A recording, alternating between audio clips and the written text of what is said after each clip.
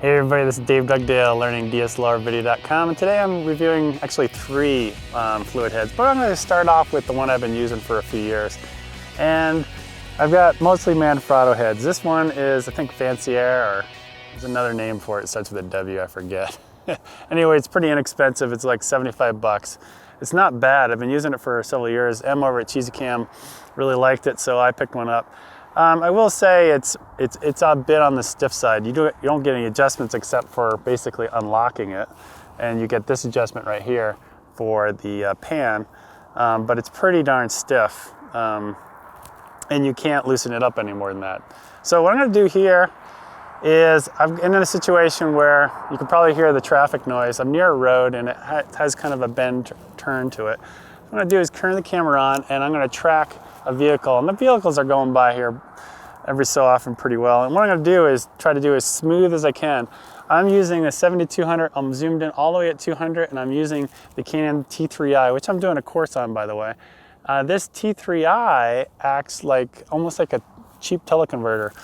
So what do I mean by that? Basically, it takes this 200 millimeter and makes it 320 millimeters. So I'm really zoomed in.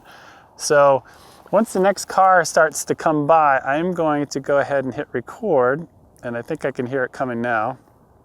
I'm getting all set up here. All right, I just hit record, and I'm just going to go as smooth as I can and try to track the vehicle as best I can. And there it goes.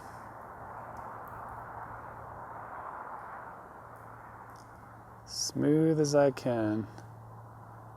And so I'm not only panning, but I am tilting as well as he goes down the hill. I don't know if you guys can notice that, but he is definitely going down the hill. And then I'm going to reframe and start moving up as he goes up the hill.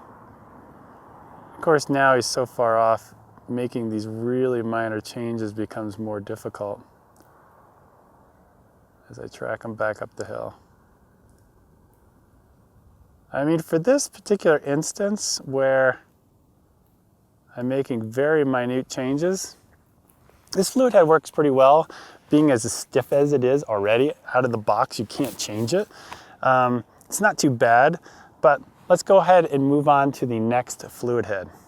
All right, next up is our Manfrotto 701 HDV. Comes in at around 125 bucks, so a bit more expensive than the $75 cheapo version. But let's go ahead and test this one out. Again, this one is similar to the last one, where you don't really get much adjustments in adding tension. Sorry for the wind, it's kind of a windy day, but it basically locks, or you can just ever so slightly add a little bit of tension to it, which I'm going to do because I think I'm going to need it here, because if it's too loose, it's going to be a little bit shaky when I try to track some of these vehicles. So okay, let's wait until the next vehicle comes. I'm fine-tuning it here a little bit because I can feel it. Okay, here comes the next one. Here we go. And we are rolling. We're tracking this white SUV. I could tell you, I'm kind of surprised. I'm trying to concentrate and talk at the same time, but it is, I think it's doing as well as the cheap version. I've added some drag to it, but it almost seems a little too loose.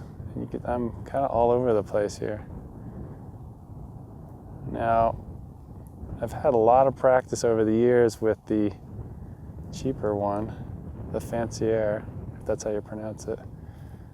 But man, I don't think I did very well on that. Let's track them a little bit farther. Okay, hit stop. Yeah, I'm kind of surprised. Again, I don't have as much practice with it, and I could play around with the tension just a little bit. I mean, you go from just a little bit. I mean, it slows it down a lot just by turning it like a 16th or a 32nd of a turn. Not much, or 10 degrees, I should say. Maybe that's a better way of saying it.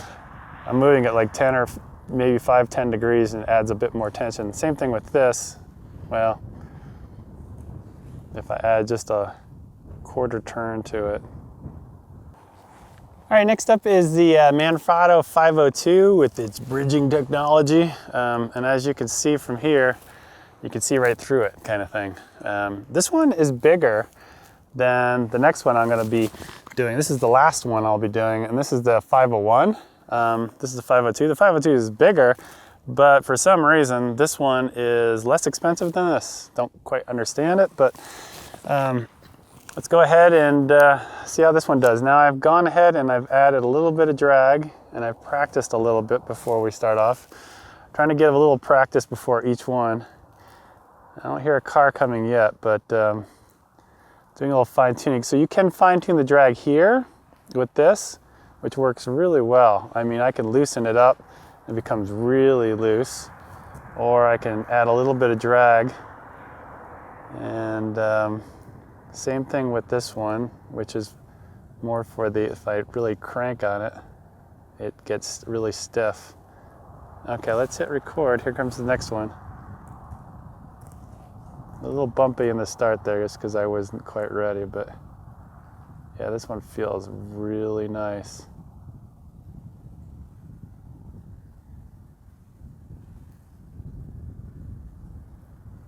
I'm trying to concentrate and talk. Now I'm starting to tilt and pan up. As he rounds the bend. Not much to do around the bend until he starts going back up the hill. See if I can reframe it. So the car is kind of up in the upper corner.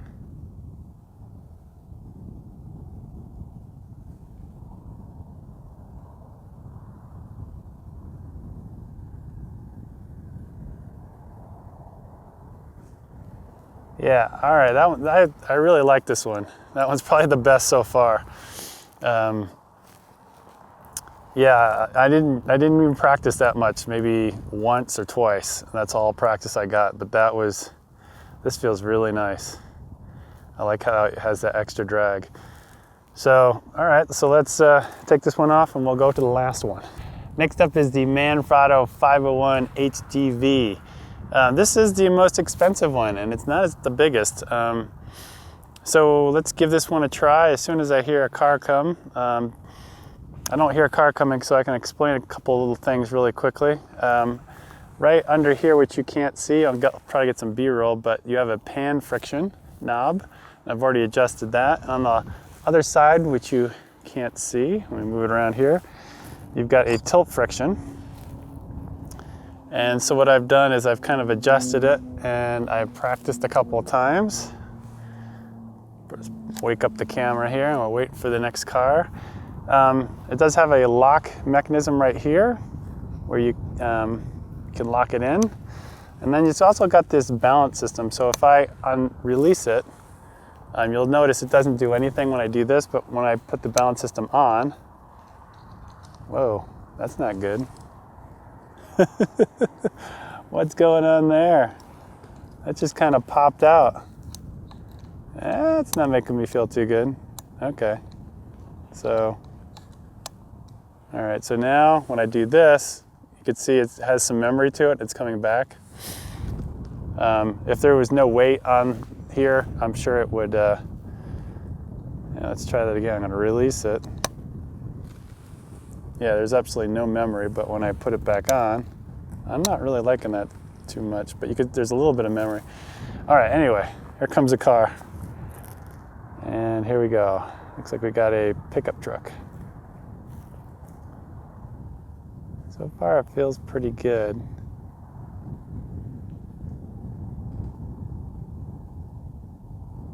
Doing a pretty good job. Oop. I think I did very good right there.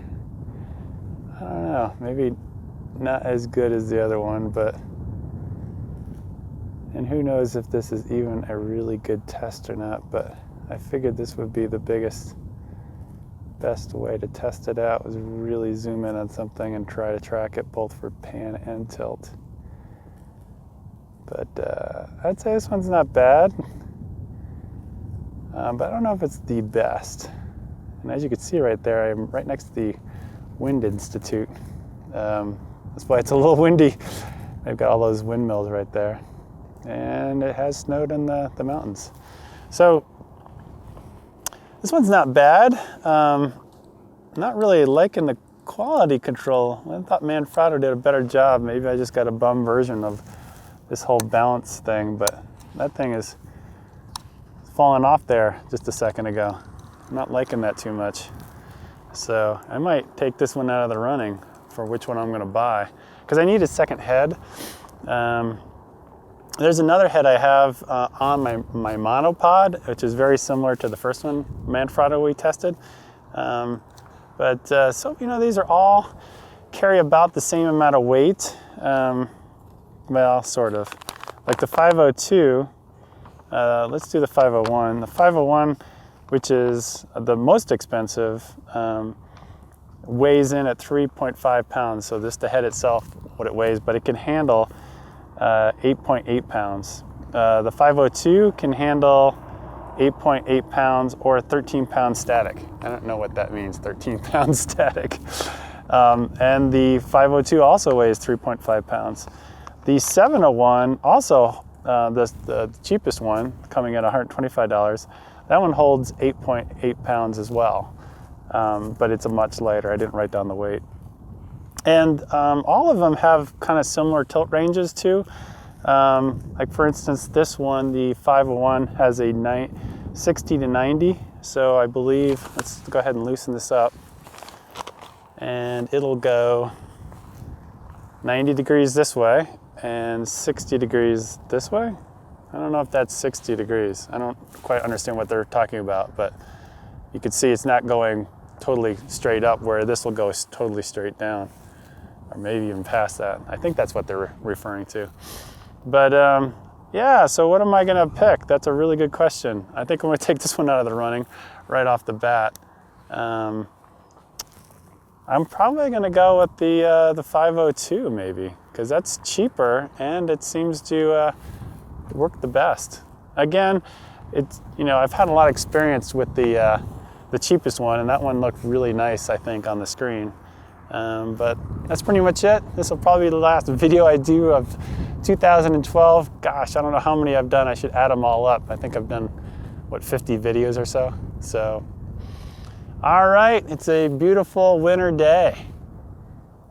Actually, I should take some pictures up here while I'm here, because it's very HDR cloudish. All right, I'll talk to you guys later. Bye.